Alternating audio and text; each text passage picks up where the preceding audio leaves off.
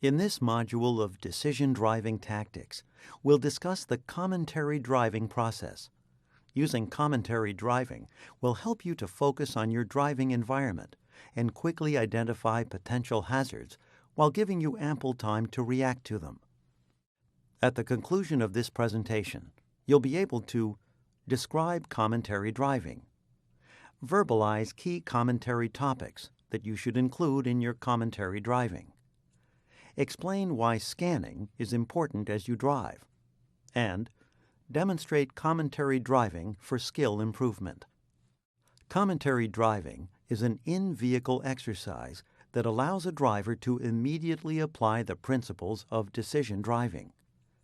During commentary driving, the driver verbalizes what he or she is seeing and describes the decisions they are making as they operate the vehicle.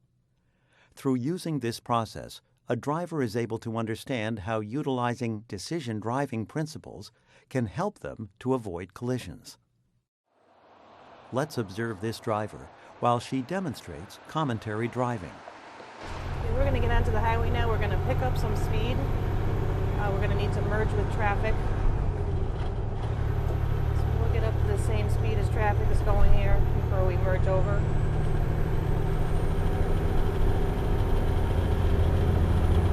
Looking in our mirrors, I see a car next to me and he's going to go past us. We've got some traffic merging on to the right.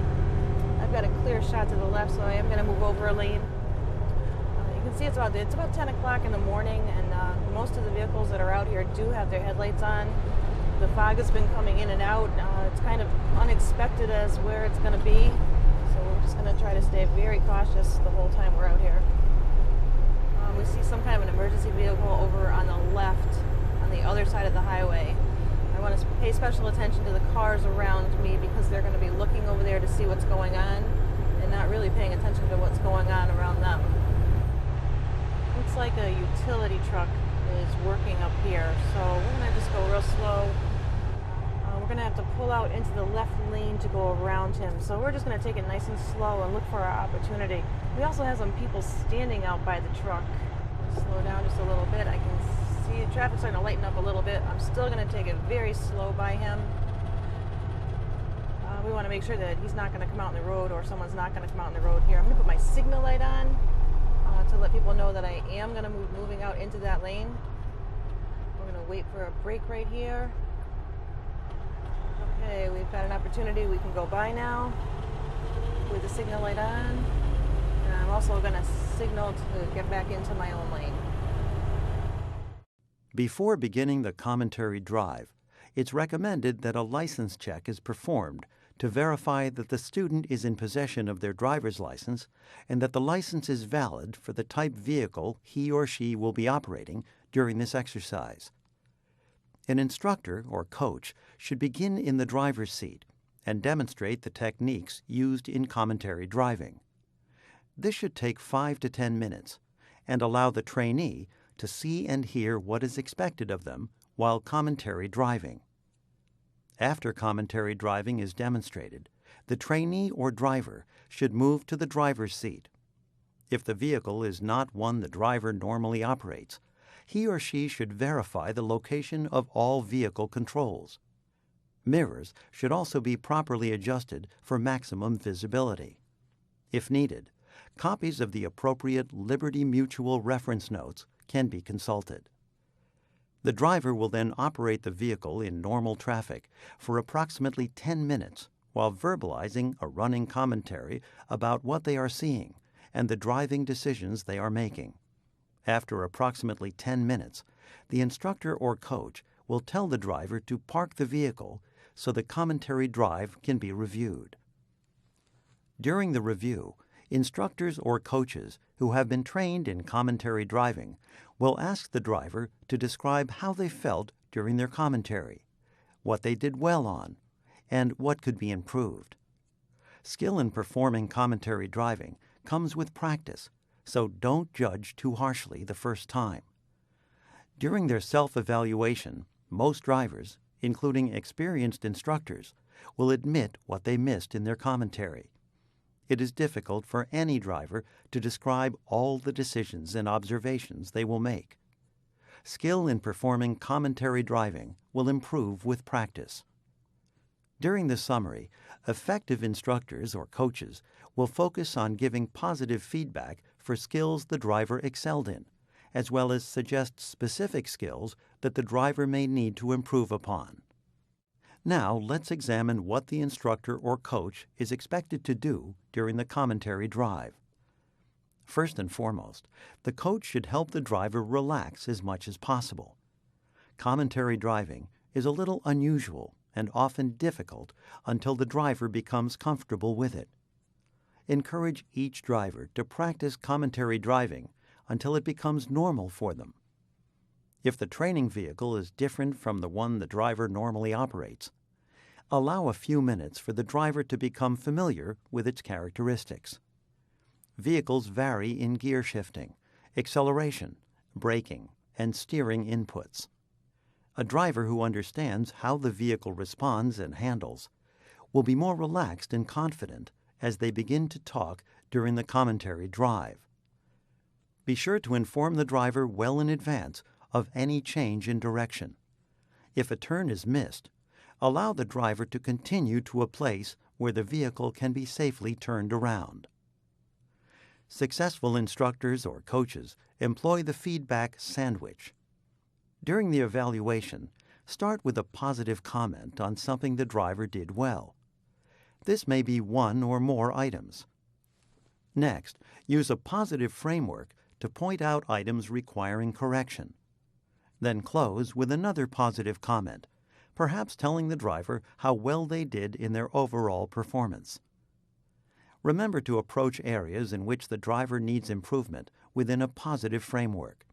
For example, say, "You did a great job of talking about what was going on in front of the vehicle, but you were describing hazards and vehicles immediately in front of us. Do you agree you need to work on talking about what is happening 8 to 12 seconds ahead of the vehicle?" This approach will help the driver feel good about their driving commentary experience and encourage them to practice on their own. It is important to limit the skill improvements needed to no more than 3 of the most critical items so that the driver can focus on improving these important issues. Each instructor should document the commentary drive and the individual's development plan. Use whatever forms your company provides to document the ride. Review and discuss each individual item with the driver as you complete the form. In future sessions, ask the driver how particular skill improvements identified during the previous ride are coming along. Keep reviewing the driver's development plan with each session to maximize his or her skill improvement. You should include the following topics in your commentary driving that reinforce the principles of decision driving: expanding your look-ahead capacity, sizing up the whole scene, signaling your intentions early, planning an escape route, and taking decisive action. 8 to 12 is the key concept from expanding your look-ahead capacity. Announce what is seen 8 to 12 seconds ahead of the vehicle by looking at the second or third traffic light ahead, or by seeing which direction the road curves in front of you, or by focusing on a sign ahead. Following time for light vehicles is at least 4 seconds in ideal conditions. For heavy commercial vehicles, proper following time is at least 6 to 8 seconds. To demonstrate this during the commentary, pick out a stationary point ahead and verbalize it. When the rear of the vehicle in front of you passes that point, start counting aloud: 1001, 1002, 1003. Your vehicle should not pass that stationary point before you count the required number of seconds based on your type of vehicle. Finish by affirming that you are following at a safe distance or slowing to make more decision space. Clear or dirty is a simple way of checking your mirrors for other vehicles beside and behind you. If you see vehicles in the mirror that are overtaking you or are beside you, the mirror is dirty. If there are no vehicles, the mirror is clear. Announcing a clear or dirty mirror will keep your eyes sizing up the whole scene. Announce that you are looking left, right, left when approaching or starting from an intersection during a commentary drive. This practice will verify that there are no vehicles presenting a hazard by approaching from the left or right. Let's observe this driver during his commentary drive. Expanding your look-ahead capacity up front becomes very critical because of the number of driveways and roadways, and we could see some pedestrians. We've got a service truck stopped on the right-hand side. He signaled and pulled over. There may be somebody getting out, and there he is. So I'm going to tap the brake lights and check to the rear, give him plenty of room by positioning over to the left-hand side. Because of the leaves and tree debris on the roadway, I'm going to slow down a little bit sooner, so I don't want to have to quickly come to a stop here in these conditions. All right, as I get to the stop, I can't see too well, so I'm going to kind of creep out looking to the left, to the right, and to the left. It's clear, although I do have a vehicle which has backed out of a parking space on the which was to our left, and we gave her a little extra time to get out of the parking space. I'm going to check to the rear and look for our gap in traffic right now, and it looks like we're clear. So with the truck, because it accelerates fairly slowly, I'm going to use all of the ramp, and I'm going to signal our intentions, and we're going to pull over into the travel lane. Checking to the rear all the time to make sure we were still clear. As we maintain space and establish our space here behind this vehicle, we can check our decision space. We should have about 5 seconds with a vehicle like this, and if we start counting at the road sign here, 1001, 1002, 1003, 1004, 1005, and we're adequately spaced, plenty of room to the front, and even if vehicles begin to move in front of us, we can just reestablish that space very easily. Other topics specific to intersections which should be a part of your commentary drive are a stale green light. When approaching a traffic light that you did not see turn green, you cannot be sure it will be safe to proceed through the intersection before that light turns from green to red again.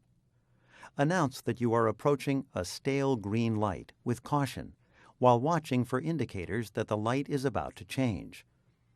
Clues that a stale green light is about to change are pedestrian signals start blinking and change from either wait or walk, indicating that the traffic light is about to cycle. The angle you approach the intersection from may allow you to see the signal light for the cross-traffic. A change in the cross-traffic signal will help you to gauge the next cycle. While still approaching the stale green light intersection, you meet oncoming traffic, indicating the time elapsed since the last cycle.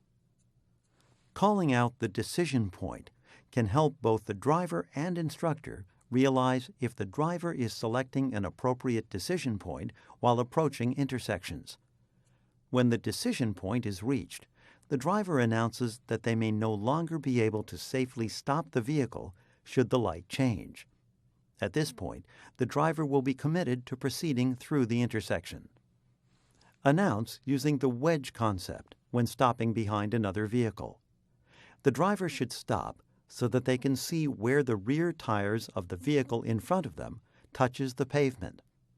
Having the wedge gives you these benefits. If the vehicle in front stalls or breaks down, you have room to safely pull around.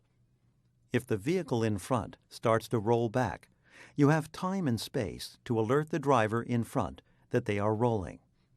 As the vehicle in front starts to move forward, the wedge allows for developing the proper following distance. An added benefit from a personal safety standpoint is the ability to move out of the way in the event you feel your personal safety is at risk. When stopped at an intersection or behind another vehicle, count 1001, 1002, 1003 before beginning to move. By delaying 3 seconds, you will allow your following time to develop. You will have room to react should the vehicle in front turn left or right. And most importantly, time to verify that cross traffic is holding or does not present a hazard. Let's observe this driver using decision driving concepts in his driving commentary. I see some brake lights to the front. We've got a light coming into view. It's stale green, so we're just going to ease up to it. And about here right now, we're going to reach our point of no return. But we got another red light up ahead and vehicles slowing down. So we're going to adjust our speed and come up into the light gradually, making sure we check to the rear, see if anybody's going to try to come around us on either side as we approach. And we'll stop using the wedge behind the vehicles in front of us. Considering that we have 4 lanes coming into this intersection on all 4 sides, that could mean there's a lot of vehicular traffic coming through here. So I'm going to make sure that this intersection clears. So rather than just delay 2 or 3 seconds here, I may delay a little bit extra, and I'm checking to the left, to the right, and to the left again before we proceed. We do have vehicles turning in front of us. We're going to turn to the closest lane, and you know, that extra second just to make sure the intersection clears certainly can't hurt, and it puts us in a very good position to be able to see what's going on. Professional drivers have learned to instinctively scan their driving environment by looking at a different object every 2 seconds. Many drivers fixate their vision on just what is in front of them because they have never learned this key concept of decision driving that enables them to size up the whole scene. During your driving commentary, try verbalizing your scan technique. As you drive, describe this pattern of moving your eyes. Check your left mirror for traffic. Next, look at what is coming up on the left side of the road. Are there driveways, vehicles waiting to pull out, or pedestrians and cyclists who may cross in front of your vehicle? Next, focus on looking 8 to 12 seconds in front of your vehicle. What color is the second or third traffic light ahead? Which direction does the road curve? Next, look at the right side of the road ahead of you. Are there any potentially hazardous situations? Then, move your eyes to the right mirror and check for vehicles and cyclists. Next, as you move your eyes back across to your left mirror, you can check your following time or check a gauge on the dash. Continually repeat the process. Traffic conditions may require you to interrupt the scanning pattern and concentrate on a developing situation. That's fine. However, once past the situation, resume scanning. Let's observe this driver demonstrating proper scanning technique. As we come into a busy traffic area, we're going to be continually scanning for vehicles that may be entering our path, and we're doing this in a scan pattern by searching both left, center, and right. So we're going to check from left to right across the windshield up into the target area, and check into the right mirror, and then scan back across the dashboard continually. By scanning back and forth, we're able to pick up potential hazards. It's a continual process that allows me to both expand my look-ahead capacity as well as to size up the whole scene. By applying the decision driving concepts of expanding your look-ahead capacity, sizing up the whole scene, signaling your intentions early, planning an escape route, and taking decisive action, you can improve the effectiveness of your training. Practicing commentary driving while operating your vehicle serves to reinforce the decision driving topics we discussed in the classroom. Through verbalizing what you are looking at and the decisions you are making while driving, you will become more aware and focused on your driving environment. The goal is to make ourselves better drivers.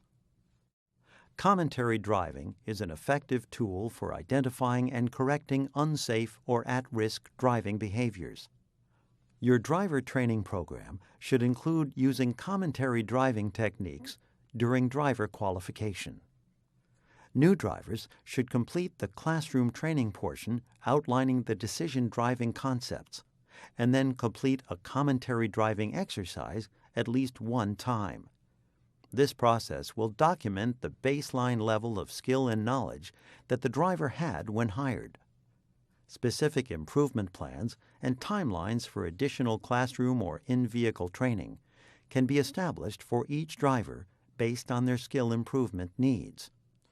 Whether commentary driving training is periodically completed for developmental training or only after preventable collisions, it can accomplish two important objectives: help to improve or restore a driver's confidence in their own driving ability, and identify any skill improvements that might be needed in helping to prevent future collisions.